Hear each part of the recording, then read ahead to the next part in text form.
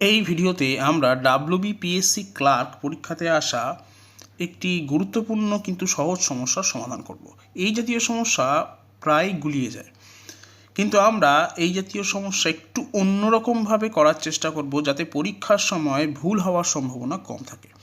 তো এখানে প্রশ্নটি হলো, বিক্রয় মূল্যের উপর 15% ক্ষতি হলে ক্রয় মূল্যের উপর কত শতাংশ ক্ষতি হবে।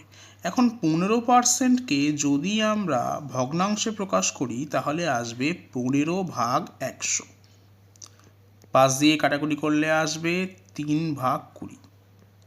এখন যেহেতু বিক্রয় মূল্যের উপর 15% ক্ষতি হচ্ছে, তাহলে এই ভগ্নাংশ থেকে আমরা বলতেই পারি যে সেল প্রাইস, বিক্রয় মূল্য যদি 20 ইউনিট হয় তাহলে লস হচ্ছে 3 ইউনিট। লসের ক্ষেত্রে কস্ট প্রাইস কি করে পাওয়া যায়? কস্ট প্রাইস পাওয়া যায় সেল প্রাইস অর্থাৎ বিক্রয় মূল্য এবং লসকে যোগ করে। তাহলে সেক্ষেত্রে কস্ট প্রাইস হবে 23 টাকা।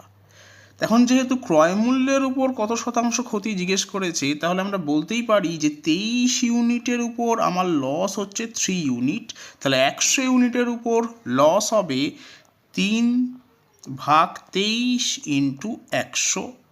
অতএব 300/23 এত ইউনিট। তাহলে সঠিক উত্তর হবে অপশন এ।